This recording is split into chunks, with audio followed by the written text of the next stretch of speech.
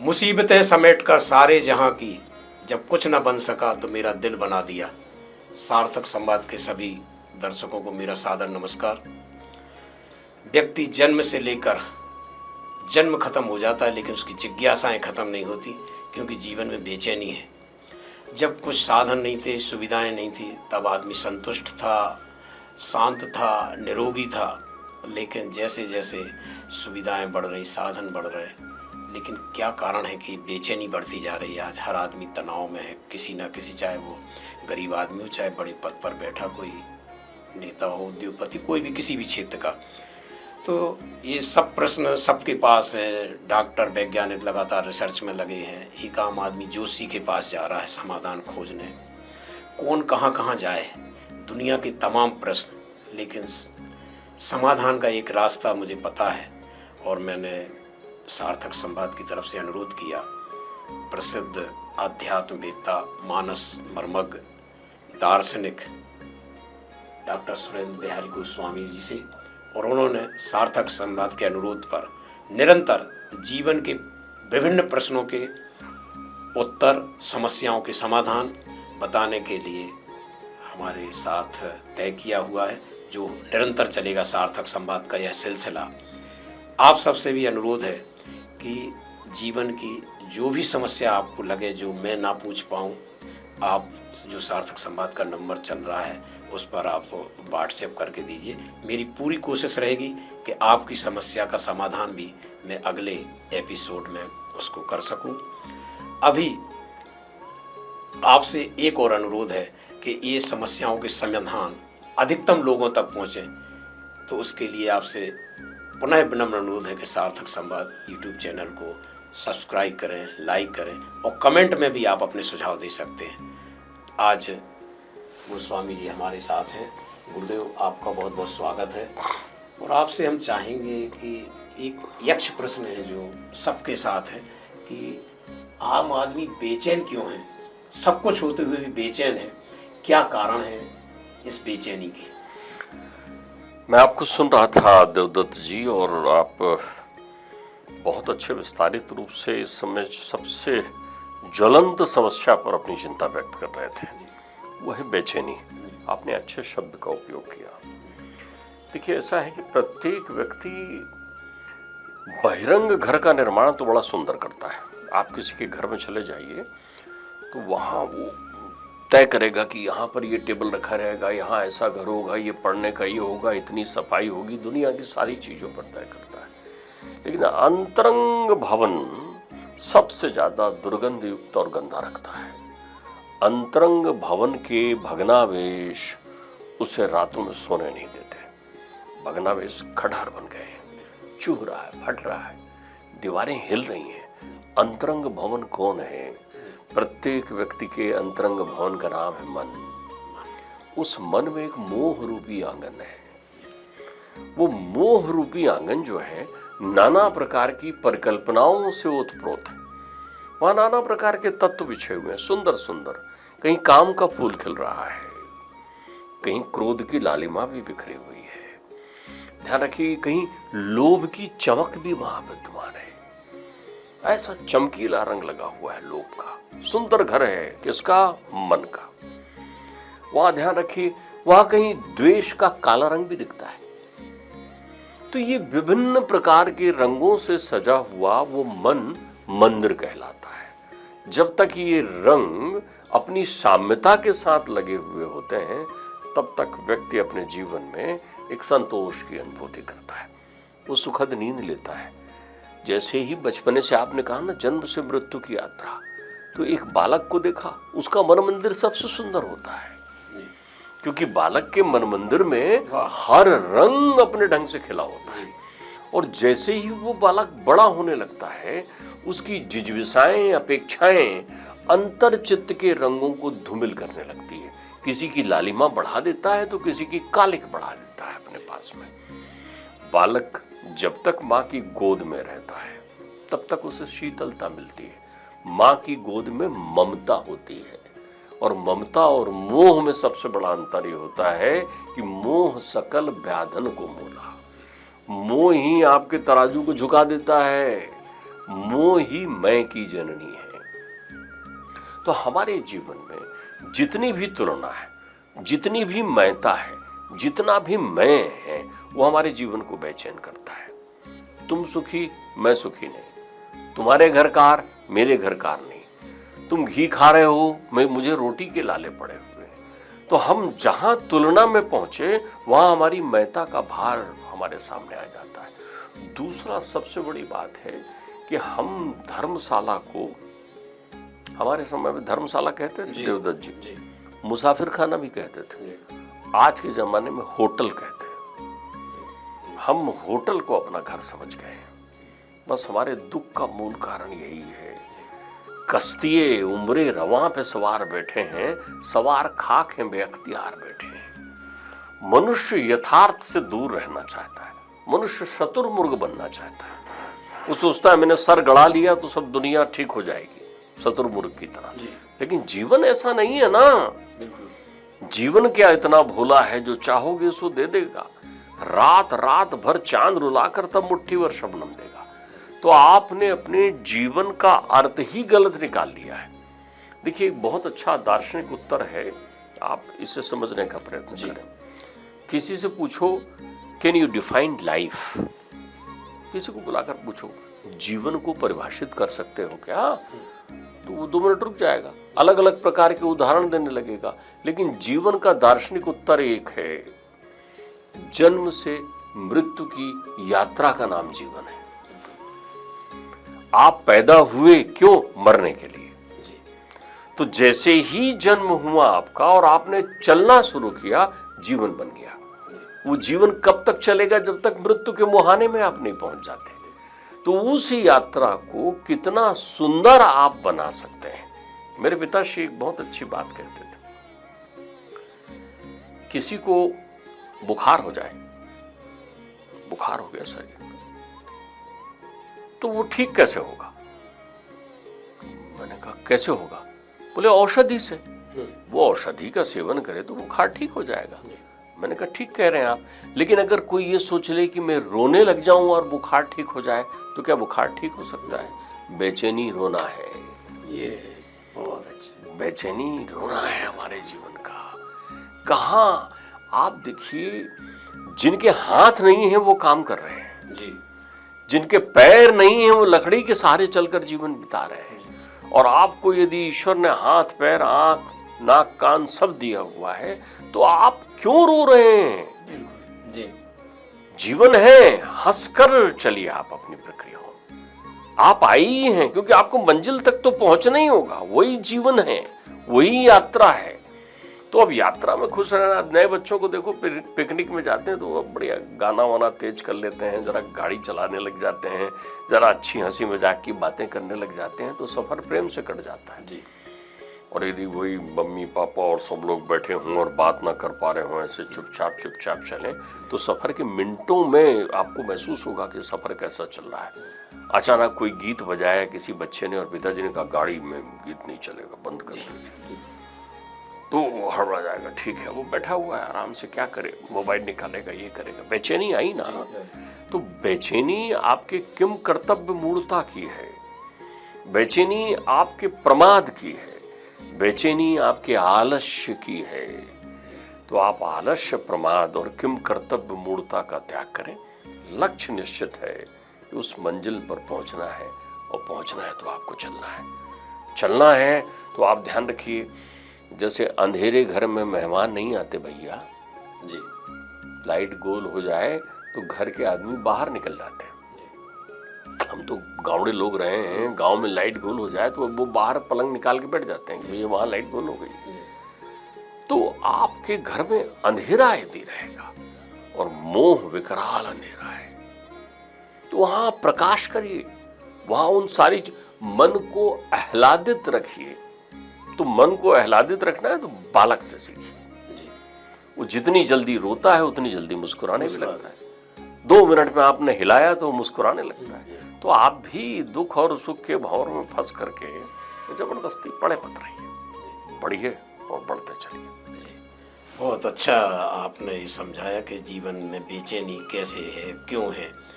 आपने बहुत सारे गोस्वामी जी कारण बताए। थोड़ा मोह को आप विस्तार के रूप में बता सकते, क्योंकि मोह सकल व्याधन कर मूला, तो मोह या दूसरा जो आपने क्रोध बताया, इस पे थोड़ी सी व्याख्या। देखिए, आपने एक बहुत अच्छी हम लोगों के शब्दों में ये इस प्रक्रिया को खटराग कहते हैं जी। आपने बोलचाल में सुना होगा, यार ये क्या खटराग लगा रखा है। जी। ऐसा नहीं, हमारे जितने देवदत्त जी, हमारे जितने बुजुर्ग लोग हुए हैं, उन्होंने इन वैदिक शब्दों को प्रचलन में दे दिया आपकी। जी। अगर आप देखेंगे तो बहुत सारे लोग खटराग क्या कर रहे हो यार, ये खटराग कर रहे हो। खट यानी होता है छे, ये राग है। मोह जो है तब तक ठीक है जब तक उसमें राग हावी ना हुआ हो, तो मोह ही अनुराग है। जी। अनुराग आपके जीवन को बहुत आनंदित करता है। मोह यदि आपके जीवन में ना हो, मोह शत्रु नहीं है हमारा।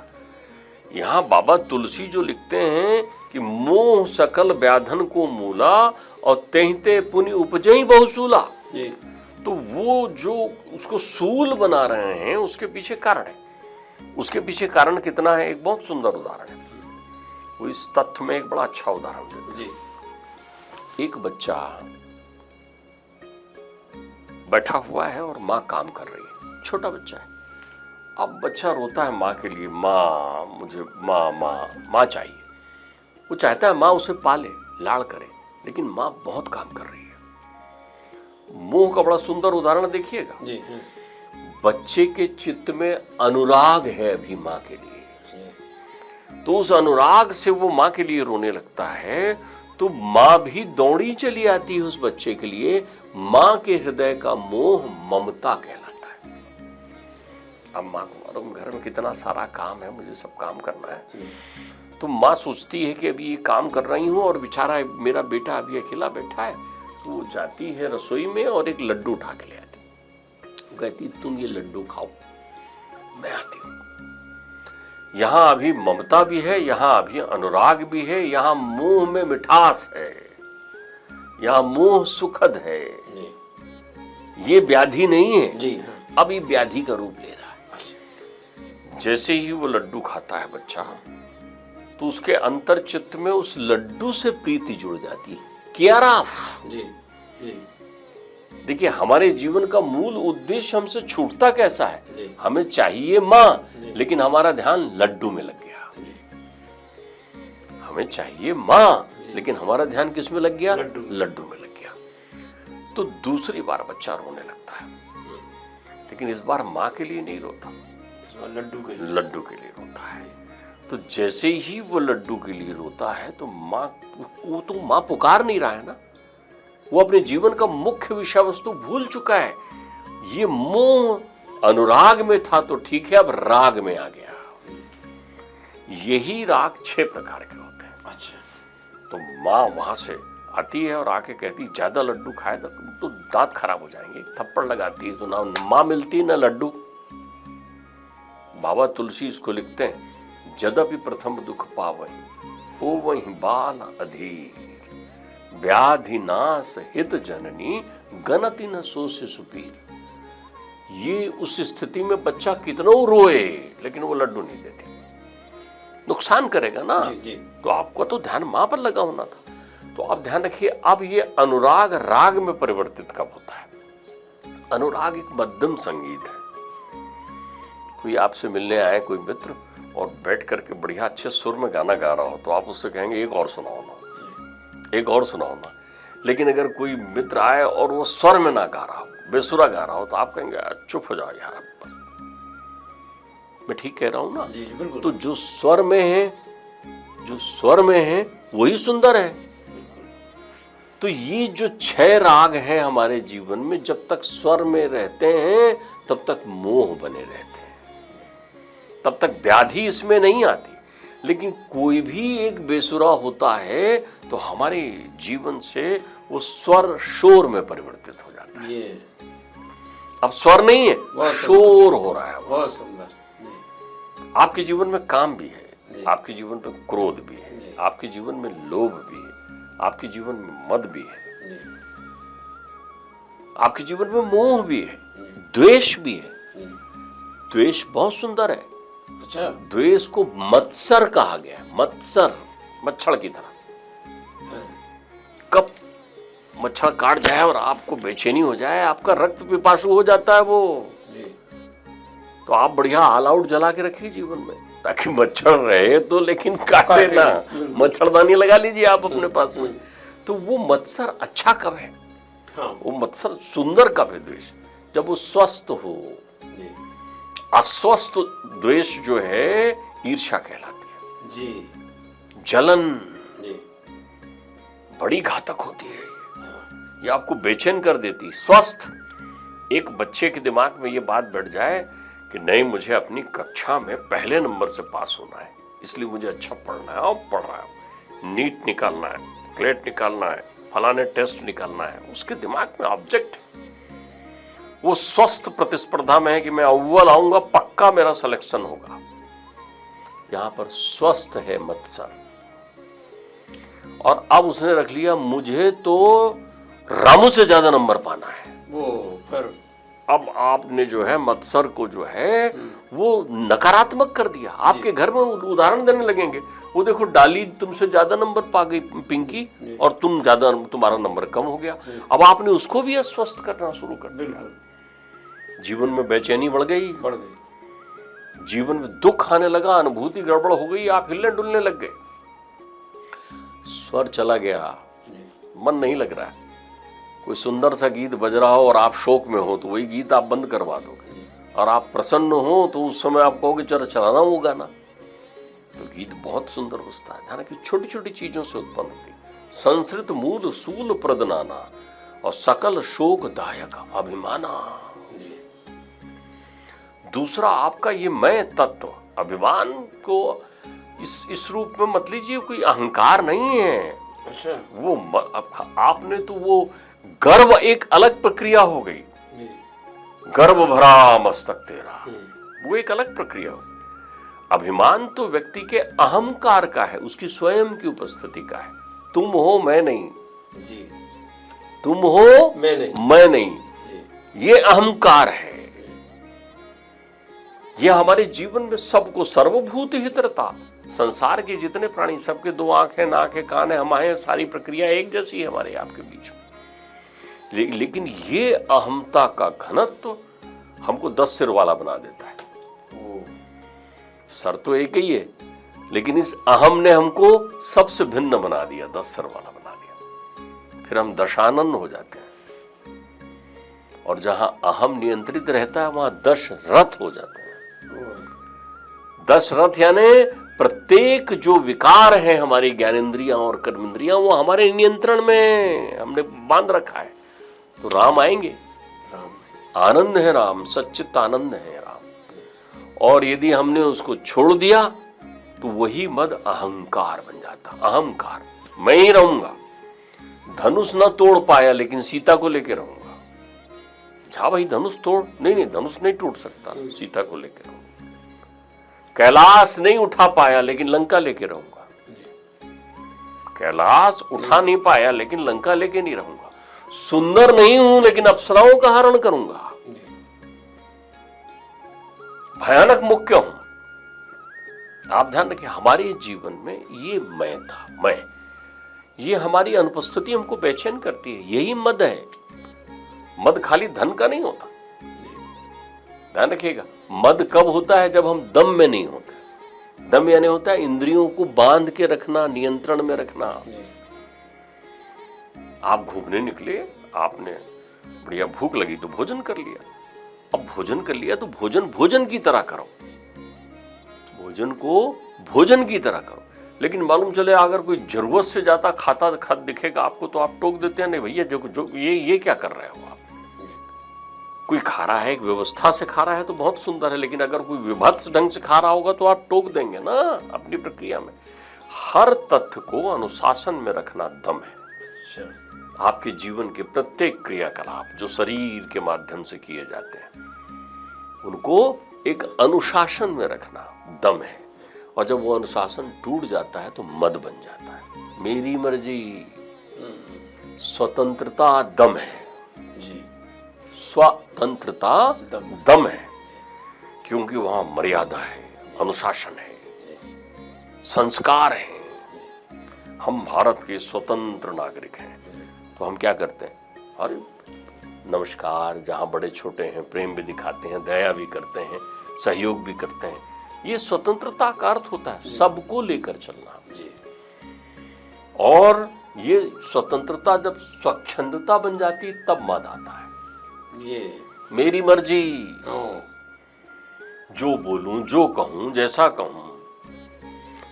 आसमान में मुंह करके थूकना मद है, समझ रहे हैं ना? जी बिल्कुल। आसमान में मुंह को कर थूकना मद है, और विनम्र होकर हाथ जोड़ना दम है। विनम्रता से बलशाली कोई नहीं होता, शालीनता संस्कार से बलशाली कोई नहीं होता। तो इन चीजों का जब हमारे जीवन में अभाव होने लगता है लगातार, तो ये विकार अपने अपने स्वरूपों में आ जाते हैं, इनके रूप स्वरूप बन जाते हैं। अच्छा, ये इनबिल्ट है हमारे जीवन में। जैसे सोना से आभूषण बिना तांबा मिलाए नहीं बन सकता, उसमें कोई ना कोई मिलावट करना पड़ेगा आपको। पूरा का पूरा सोना हो और आप सोचे बन जाए तो मुलायम हो जाएगा। तो आपको स्वर्णकार कहता है भैया इसमें कुछ मिलाना पड़ेगा। तो वैसे ही हमारे जीवन में गुण के साथ अवगुण मिला हुआ है। ये परमात्मा की भेंट है आपके जीवन में। यही मद आपके जीवन में स्वावलंबन बन सकती है।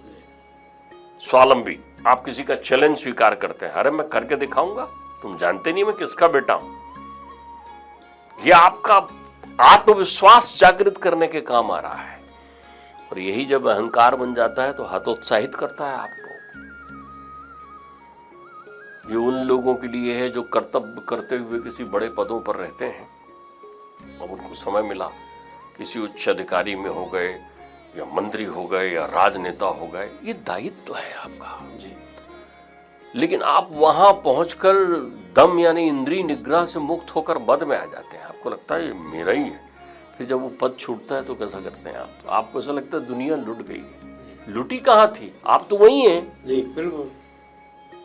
आपने उसमें बांध लिया अपने आप को, भ्रम पाल लिया। भ्रम पाल लिया। बंधन लोभ है, बंधन लोभ है, बंधन लोभ है, लोभ है आपका। तो जब भी आप ध्यान रखिए, तो इसका मतलब क्या हुआ कि जो रस्सी है अपने जीवन में वो उपयोगी नहीं है क्या? रस्सी से गांठ ही थोड़ी लगती है। रस्सी संबल भी देती है, रस्सी आधार भी देती है, रस्सी जोड़ती भी है। कान्हा जी को बांधने के लिए महतारी दौड़ रही है, यशोदा मैया बंध ही नहीं रहे। बोले कौन ये मुक्त करने वाले हैं, इनको कहां बांध रही है माँ? बिल्कुल। लेकिन अब वो माँ के लिए बंध जाते हैं। लेकिन वो अपने बंधन से भी मुक्त करते हैं ना जी। यमलार्जुन को मुक्त करते हैं कि नहीं करते हैं? तो वो बंधन जिससे आप लोगों को मुक्त करते हैं, वो लोभ आपके जीवन में बहुत अच्छा है कि धन प्राप्त करके आप परिवार का संचालन कर रहे हैं, सत्कर्म कर रहे हैं, लोक निर्माण में लगे हुए हैं, उसका सदुपयोग कर रहे हैं। उपयोग होना और भोग होना, जब भी आप उपयोग करते हैं तो लोभ बहुत अच्छा है, जब भी आप भोग करते हैं तब लोभ बुरा है। संस्कृत मूल सूल प्रदनाना, आप समझ गए मेरी बात को? तो लोभ बहुत अच्छा है आपके जीवन में। अगर अच्छा नहीं होता तो वो कैसे? बाबा तुलसी कहते हैं, लोभी हृदय बसौ धन जैसे। परमात्मा तुम मेरे हृदय में ऐसा बसो जैसे लोभी के हृदय में धन बसता है। ओ तुलना देखो आप कैसी। वो कामी हृदय बसी नहीं कहते हैं, लोभी। लोभ का बड़ा सुंदर उदाहरण है। देखिए लोभ का पॉजिटिव उपयोग देवदत्त जी। लोभी आदमी जो रहता है उसको आप 1 रुपया मिल जाए तो वो 1 रुपये को रखेगा, सोचता है आप इसको 2 कैसे हो, 2 हो जाता है तो 100 कैसे हो, और चाहिए और चाहिए और चाहिए। लेकिन उसका उद्देश्य, उस लोभी का उद्देश्य गड़बड़ है। लेकिन यहाँ उसको दार्शनिक उपयोग कि मैं और कुछ कर पाऊं, और कुछ कर पाऊं, मैं तुम्हें और देख पाऊं भगवान, तुम मुझे हमेशा मेरे पास रहो भगवान। ये लोभ, ये प्रीति, वो तुलसीदास जी है ना, काम आई जिम पिए ना। हाँ, नार जिम और लोभ ही जिम प्रिय दाम। हाँ। तो वो उनको वो कह रहे हैं ना कि जैसा प्रेम है, ध्यान रखिएगा। वो तो एक बहुत अच्छी बात इस प्रक्रिया में कवि कह गए हैं। वो कहते हैं कि मैं उसको विस्तृत कर रहा हूँ, मनुष्य का शरीर कृपण कोठली मनुज तन। जी। कृपण कोटली कोथली जी। और मनुज तन, हिंदुस्तान। दो एक समान। कंजूस की थैली और मनुष्य का तन दोनों एक जैसा है। जी। आवत ही हर से नहीं निकसत निकरे प्राण। जी। मनुष्य आता है संसार में तो बैंड बाजा बताते हैं और जाता है तो रोने लगते हैं। अरे भैया बैंड बाजा बजा, गया अपने घर जहां से आया था, जी। नहीं बजाएगा। कंजूस के पास धन आएगा तो उसको बहुत अच्छा लगेगा, जाएगा तो बुरा लगेगा। लोभ का नकारात्मक स्वरूप है कंजूस, जी। और लोभ का सकारात्मक स्वरूप है कि कबीरा खड़ा बाजार में लिए लुआटी हाथ, और जो घर भूखे आपनों से चलो हमारे साथ। ये सकारात्मक रूप है कि आप तो करो ना। दुनिया में जिस धन के पीछे तुम दौड़ रहे हो उसके तीन ही उपयोग है। जी। या भोग कर लो, खर्च कर लो, जितना खर्च कर सकते हो कर लो, ठीक, दान कर दो, और नहीं तो नाश हो जाएगा। जी। यदि आपने खर्च इसके नहीं किया- अतिरिक्त तो कुछ नहीं। भौतिक धन की बात, जी। तो लोभ आपकी अच्छी वृत्ति है, यदि वो भी धनात्मक स्वरूप में। क्रोध से बढ़िया कुछ नहीं है। क्रोध से बढ़िया तो संसार में कुछ है नहीं। हमारे यहाँ तो एक ऋषि दुर्वासा क्रोध का ही अवतार लेकर आए। जी। शिव जी का तीसरा नेत्र ही बना हुआ है क्रोध के लिए। क्रोध बुरा होता तो ये सब होता क्या? कितना भ्रम है लोगों को कि क्रोध गलत होता है। क्रोध बहुत अच्छा है यदि वो सृजनशील है, क्रिएटिव है। तब क्रिएटिव है, सृजनशील है तो बहुत अच्छा है क्रोध। जी। उद्देश्यमान क्रोध कभी गड़बड़ नहीं होता। राम को योग वशिष्ठ में उनके गुरुदेव बड़ी अच्छी बात बताते हैं।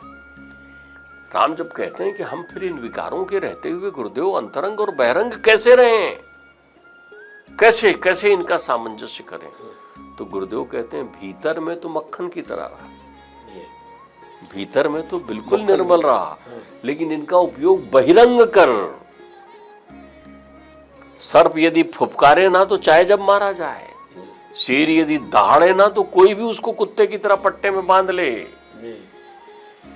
लेकिन इसका उपयोग है। सर्प फुफकारता है आपको सावधान करने, यहां बताओ। हाँ मेयर, घर में पिताजी आग दिखाते हैं, हाँ क्या कर रहे हो, तो क्या पिताजी क्या आपके शत्रु हैं क्या? नहीं, वो आपको अनुशासन सिखाना चाहते हैं। लेकिन यदि क्रोध परमार्थी है तो दुर्वासा का है। जी। क्रोध परमार्थी है तो वो फिर रुद्र का है। संसार के कल्याण के लिए क्रोध करना। ध्यान रखिएगा, राम ने भी क्रोध किया। विनय न मानत जलद जड़, गए 3 दिन बीत। बोले राम सकोप तब, भय बिन होए न प्रीत। वो प्रीति के लिए भय था। आया ना समुद्र दोस्ती करने के लिए, मित्रता करने के, महाराज निकल जाओ, आया ना। तो वो क्रोध का सृजनशील उपयोग है। तो हम भी अपने क्रोध को भीतर में एकत्रित करके उसकी सृजनशीलता का उपयोग कर सकते हैं। तो ऐसे ये जितने विकार हैं, इन विकारों को हम अपने जीवन में, ये विकार नहीं है, इससे हम नित नया नूतन आभूषण बनाकर अपने जीवन को संवार सकते हैं। ये थे गोस्वामी जी, जिन्होंने कितने अच्छे तरीके से आपको जीवन के उन चीज़ों को बताया जिनके बारे में हम सोचते थे कि ये विकार हैं, लेकिन दुरुपयोग ही दुख है और सदुपयोग ही सुख है। इसको मूल मंत्र को यदि हम समझें तो ये विकारों का भी हम किस तरह उपयोग कर सकते हैं जीवन में, इनकी लंबी श्रृंखला चलेगी। और एक एक शब्द जीवन में आपके जो आते हैं, एक एक क्षण में आपको जो मुसीबत दिखती है, जो बेचैनी बढ़ती है, जो भी आपके प्रश्न आप लिख कर भेज सकते हैं। गोस्वामी जी के पास भंडार है, वो हर चीज़ का उत्तर आपको बहुत सरल तरीके से बताएंगे। और यदि आपने जीवन में इनके उत्तरों को आत्मसात किया तो जीवन राजपथ हो जाएगा, राजमार्ग हो जाएगा। आपको पगडंडियों भटकना नहीं पड़ेगा, आपको इधर उधर पूछना नहीं पड़ेगा। आपके लिए वो द्वार खोल देंगे। लेकिन आप बस इतना करिए कि सुनते रहिए गोस्वामी जी को, और आपकी और भी जो जिज्ञासा में अधिकांश प्रश्नों के उत्तर जो मानव जीवन प्रायः आती है, हम भी रहते हैं उसी समाज में, हम पूछने का कोशिश करेंगे पूरी। लेकिन इसके बावजूद आपके भी जो प्रश्न हो आप हमें लिख कर भेजिए, कमेंट्स बॉक्स में दीजिए, और चैनल को सब्सक्राइब जरूर करिए। आपको निरंतर ऐसे ही समस्याओं के समाधान मिलेंगे कि गोस्वामी जी प्रायः मानते हैं कि समस्या है तो समाधान है नहीं, है ही, और आप भी समाधान पाइए। नमस्कार, आपका बहुत बहुत धन्यवाद।